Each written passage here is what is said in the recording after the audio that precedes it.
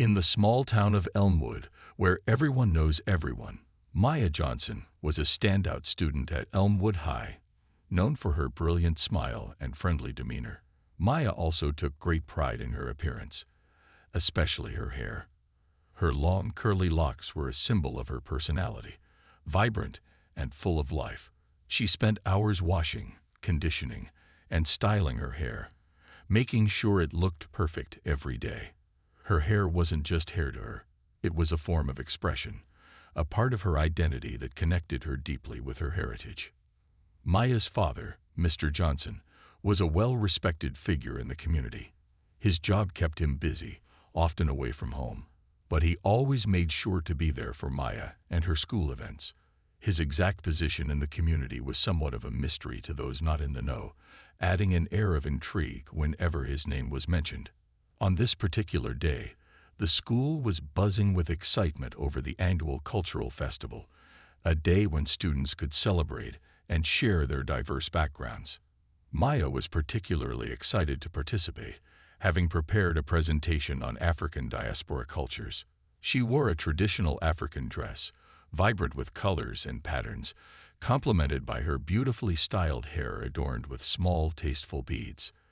As students and teachers gathered in the main hall, the atmosphere was lively, filled with music and laughter. However, the arrival of Officer Hanks, the school's resource officer, changed the mood for Maya. Officer Hanks was known for his strict enforcement of school rules, but many students felt he was too harsh, particularly with certain students. His presence at the festival was supposed to be in a supervisory capacity, ensuring safety and order, but his stern face suggested he was on the lookout for rule breakers. Maya, immersed in her presentation, didn't notice Officer Hanks at first. It wasn't until she stepped off the stage to applause that she felt his stern gaze on her. Officer Hanks approached her, his expression unreadable. Maya greeted him with a polite smile, but the officer's first words wiped the smile off her face. "Your hair," he began, eyeing her beaded locks. "It's against the school's dress code. Too extravagant and distracting. I need you to remove those beds and tie your hair back." Maya was stunned. Her hair, styled in homage to her culture, was being called a distraction. She tried to explain the significance of her hairstyle, especially on a day meant to celebrate cultural heritage, but Officer Hanks was unmoved.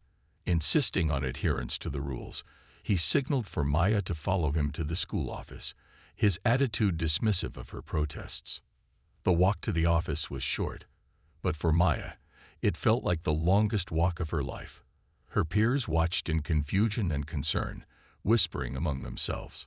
Maya, once proud and confident, now felt small and helpless, her special day tarnished by an unexpected confrontation that questioned not just her style, but her identity. As Maya followed Officer Hanks to the school office, her mind raced with confusion and disbelief.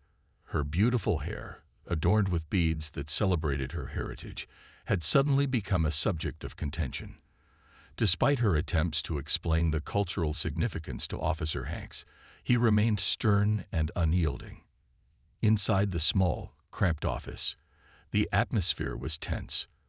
Officer Hanks directed Maya to a chair in front of the principal's desk, where she sat, feeling every eye on her as if she were under a spotlight. The secretary, Mrs. Wilkins, looked on with a mix of sympathy and discomfort, unsure of how to intervene without overstepping her bounds. Officer Hanks didn't waste time. "The school has a strict policy against excessive accessories, which includes your hair beads," he stated, pulling out a copy of the school's dress code for Maya to see. "You're going to have to remove them, or I'll have to enforce the rules." Maya felt a lump form in her throat. "But sir, it's Cultural Festival Day," she protested, her voice shaky. "We were encouraged to express our cultures. My hairstyle is a part of that expression. It's important to me and my family." Her plea seemed to fall on deaf ears. Officer Hanks, who had already made up his mind, responded coldly, "Rules are rules, no matter the day. If we let one person bend them, it sets a precedent. I'm sure you understand." The situation escalated when he took a step further. Seeing that Maya was hesitant to remove the beads herself, he reached into his pocket and pulled out a pair of scissors. "If you won't remove them, I'll have to cut them out," he said, a finality in his tone that brooked no argument. Maya recoiled in her chair, her eyes widening in fear and disbelief. The thought of cutting her hair, so lovingly maintained and styled, was too much. Tears welled up in her eyes as she realized the gravity of what was about to happen. Despite her efforts to hold back her emotions, a few tears escaped, trickling down her cheeks. "Please, don't do this," she whispered, her voice barely audible. "This isn't just about rules. It's about my identity." But Officer Hanks was unmoved. With a firm grip, he reached for Maya's hair. The scissors snipped away, and with each cut, a part of Maya's spirit seemed to fall away with her cherished beads. The room was silent except for the harsh sounds of the scissors and Maya's quiet sobs. After what felt like an eternity, Officer Hanks stepped back, leaving a pile of beads and cut hair on the floor. Maya's once vibrant and expressive hairstyle was now a frayed shadow of its former self. She touched her hair gently, each strand a reminder of the ordeal she had just endured. Mrs. Wilkins handed her a tissue, her own eyes misty. "I'm so sorry, Maya," she said softly. The other staff in the office avoided eye contact, their faces a mix of sympathy and discomfort. As Maya left the office, her steps were heavy. What was meant to be a celebration of diversity and culture had turned into a profound personal violation. The incident had not only changed how she looked but had altered how she felt inside, less vibrant, less confident. And as she walked through the hallway, returning to the festival, she could feel the eyes of her peers on her, their whispers filling the air, mirroring the turmoil inside her. Maya walked slowly out of the office, her heart pounding in her chest. The moment felt unreal, as if she were trapped in a bad dream she couldn't wake up from. The beads that once adorned her hair now lay on the floor of the office, discarded like they meant nothing. Her fingers trembled as she touched her uneven, choppy hair, struggling to hold back the lump in her throat. The hallway felt different now, too bright, too quiet. Students who had once been laughing and chatting stopped when they saw her. Whispers filled the air, eyes widening in shock as they noticed what had happened. Her friends ran up to her, their faces filled with concern. "Maya, what happened?" one of them asked, her voice barely above a whisper. Maya didn't answer right away. She wasn't sure how to. How could she explain what had just happened? That a day meant to celebrate culture had instead stripped her of part of her identity. She felt a deep sadness, but more than that, an overwhelming sense of injustice. It wasn't fair. She clenched her fists, trying to steady herself. "Officer Hanks said my hair wasn't allowed," she finally said, her voice tight. "And when I wouldn't take the beads out, he cut them." Gasps echoed through the crowd. Some students covered their mouths in shock. Others looked toward the office with anger in their eyes. "He had no right to do that," one of the boys exclaimed, shaking his head. "That's not just wrong. That's—" Maya shook her head, stopping him before he could say more. Right now, she didn't want more words. She just wanted to get away. She turned on her heels and walked past them, pushing open the doors that led outside. The cool air hit her face, and she let out a shaky breath. She wanted to cry, but she wouldn't. Not here, not now. Unbeknownst to her, the whispers and murmurs inside the school were spreading like wildfire. Students were texting, posting on social media, and telling their parents what had happened. Some teachers who had overheard what took place in the office were already discussing it among themselves, their expressions a mix of concern and disbelief. As Maya sat on a bench outside, staring at the sky, she heard the sound of footsteps approaching. She turned her head to see her best friend, Layla, sitting down beside her. "I'm so sorry, Maya," Layla said softly. "This never should have happened to you." Maya swallowed hard. "I don't even know what to do now," she admitted. "I feel like I was punished for being myself." Layla nodded, her eyes filled with determination. "Then we have to make sure this isn't forgotten," she said. "This isn't just about today, Maya. It's about standing up for what's right. Maya looked at her friend, seeing the fierce determination in her eyes, and for the first time since stepping out of the office, she felt something other than sadness. She felt a spark of something stronger, something that told her this wasn't over yet. Maya sat on the bench outside, staring at the ground as the wind brushed against her uneven hair. It still didn't feel real. Just hours ago, she had been excited for the cultural festival, ready to celebrate her heritage with pride. Now she felt exposed, like a part of her had been stolen in front of everyone. She kept replaying the moment in her head. Officer Hanks holding the scissors, the sharp snip of the blades, the beads falling to the floor. No matter how many times she thought about it, the pain remained the same. Layla sat beside her, her phone in hand, scrolling through messages. "Maya, this is everywhere," she said, her voice serious. "People are posting about what happened. Everyone is talking about it." Maya looked up, confused. "What do you mean?" Layla turned the screen toward her. "Someone recorded what happened in the office. The video is spreading. Parents are furious. Even some teachers are saying this was completely wrong." Maya's eyes widened as she took the phone. On the screen was a shaky video, captured from outside the office. Though the audio wasn't perfect, it was clear enough to hear Officer Hanks telling her that her hair was against the rules, and then the unmistakable sound of scissors cutting through strands. Gasps could be heard from students watching, and a few voices whispering, "He really did that." Maya's hands clenched into fists. The moment had felt so personal, so isolating, like she had been powerless to stop it. But now, seeing how many people were standing up for her, something inside her shifted. She wasn't alone. The school hallways were buzzing with students showing the video to each other. Some were furious, others in disbelief. Teachers whispered among themselves, some shaking their heads, some looking upset. The principal, Mr. Dawson, had seen the video too. He sat in his office, rubbing his temples, realizing the situation was far worse than he initially thought. It wasn't just about school rules anymore. This had turned into something much bigger. Meanwhile, Officer Hanks remained firm in his stance. "Rules are rules," he told another teacher who questioned his actions. "If we let one person break them, what message does that send?" But deep down, a sliver of doubt had begun creeping into his mind. He hadn't expected the reaction to be this big. He thought it would be a simple disciplinary action, one that would be forgotten in a day or two. But the looks on the students' faces, the whispers among the teachers, and now the fact that the video was spreading, it was becoming clear that this wasn't going away. Outside, Maya took a deep breath. The sadness she had felt before was still there, but now it was mixed with something stronger. Determination. She stood up, her voice steady as she said, "I need to call my dad." Maya took a deep breath and pulled out her phone. Her fingers trembled slightly as she scrolled through her contacts and tapped on her father's number.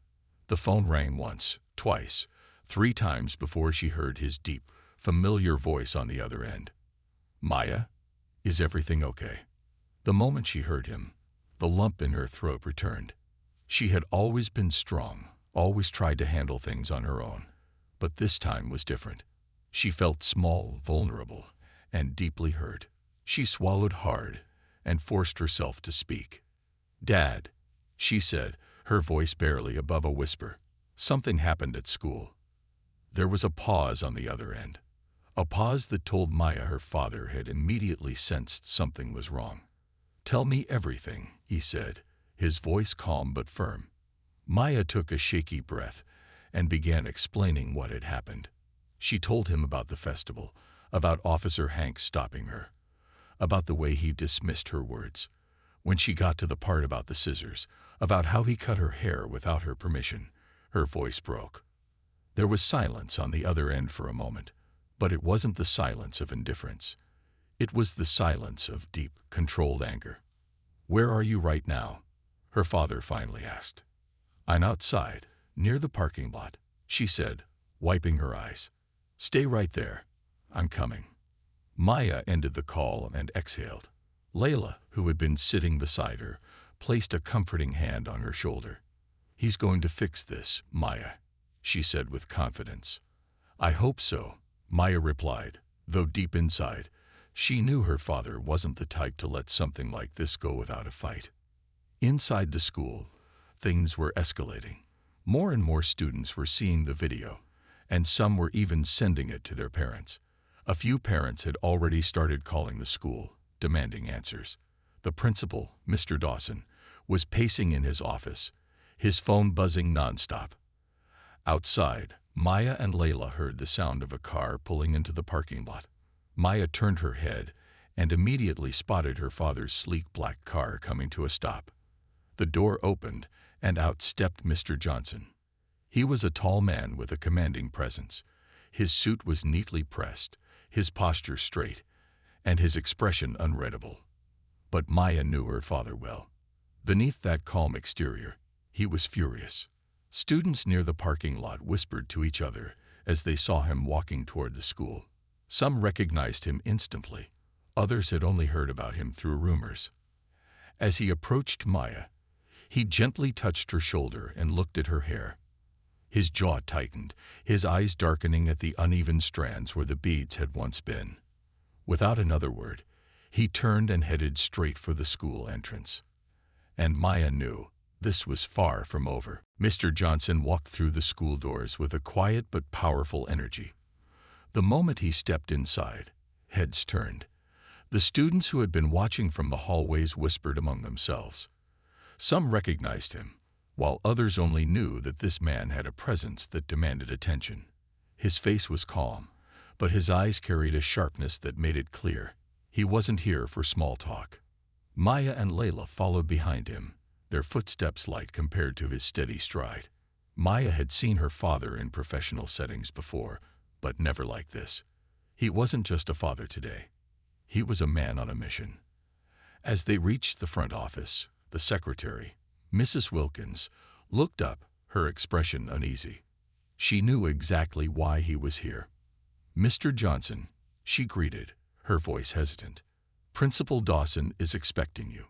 He gave her a polite nod, but wasted no time. Without waiting for an invitation, he walked straight into the principal's office. Mr. Dawson, who had been sitting at his desk, quickly stood up. "Mr. Johnson," the principal started, trying to keep his voice calm. "I understand there's been a misunderstanding." "This was not a misunderstanding," Mr. Johnson interrupted, his voice steady but firm. "A school officer forcibly cut my daughter's hair without her consent. You don't call that a misunderstanding. You call it a violation." Principal Dawson swallowed hard, shifting nervously. "I assure you, we are handling the situation." Officer Hanks believed he was enforcing school policy. School policy. Mr. Johnson's eyes narrowed.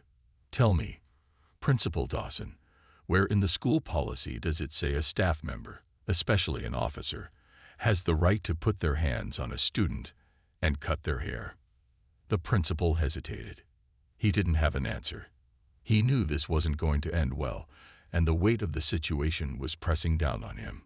Just then, the door opened, and Officer Hanks stepped in. He looked surprised to see Mr. Johnson, but quickly put on his usual authoritative demeanor. "Mr. Johnson," he greeted, as if nothing had happened. "I understand your concern, but I was simply following the rules." Mr. Johnson turned his gaze to the officer, his expression unreadable. "And did you consider, even for a second, the effect your actions would have on my daughter?" he asked, his voice slow and deliberate. Officer Hanks folded his arms. She refused to comply. "I did what I had to do." A tense silence filled the room. Mr. Johnson took a step closer, looking Officer Hanks in the eye. "Do you know who I am?" he asked, his tone quiet but firm. The officer blinked, slightly thrown off. "You're Maya's father." Mr. Johnson gave a small nod. "That's right. But I am also a civil rights attorney." His words landed like a hammer. "And you just violated my daughter's rights." A flicker of realization crossed Officer Hanks's face, followed by something else. Uncertainty. Maya watched, her heart pounding, Her father wasn't just here to argue. He was here to make things right. The room fell silent after Mr. Johnson's words. The weight of what he had just said hung in the air, thick and unshakable. Officer Hank's confident stance wavered for a brief moment. He had clearly not expected this. A civil rights attorney. That changed everything. Principal Dawson cleared his throat, shifting uncomfortably in his seat. "Mr. Johnson," he began, his voice measured, "I assure you, we take these matters seriously. This is, of course, an unfortunate situation, and we are willing to discuss how to move forward." Mr. Johnson didn't sit. His posture remained strong. His eyes locked onto Officer Hanks. "This is not just an unfortunate situation," he corrected. "This is a violation of my daughter's rights, her dignity, and her personal freedom. Your officer didn't just enforce school policy. He overstepped his authority and caused my daughter emotional harm." Officer Hanks scoffed, trying to regain his confidence. "I was just doing my job," he muttered, folding his arms. "If the rules say something isn't allowed, then my responsibility is to make sure students follow them." Mr. Johnson's sharp gaze didn't waver. "Your job," he said slowly, "is to protect students, not humiliate them. You didn't enforce a rule. You took control over a child's body without her consent. That is not discipline. That is mistreatment." A tense silence filled the room. Even Principal Dawson couldn't find the words to defend what had happened. Outside the office, students had begun gathering. The video of the incident had already reached parents and local community members. Calls were pouring in. Some teachers had even spoken up, stating they disagreed with what had happened. Maya stood beside her father, watching everything unfold. A part of her had been afraid to face this confrontation. But now, seeing her father take a stand, she felt something else. Pride. Principal Dawson finally sighed, realizing there was no easy way out of this. "Mr. Johnson," he said carefully, "what do you want us to do?" Mr. Johnson didn't hesitate. "First, I want a public apology issued to my daughter," he stated firmly. "Second, I want immediate disciplinary action taken against Officer Hanks. And third, I want the school's policies reviewed to ensure nothing like this happens to another student." Officer Hanks stiffened. "You want me to lose my job over this?" Mr. Johnson met his gaze without flinching. "I want you to take responsibility for what you did. That's the least my daughter deserves." The principal hesitated. He could already see how the situation was spinning out of control. But one thing was clear. This wasn't going away quietly.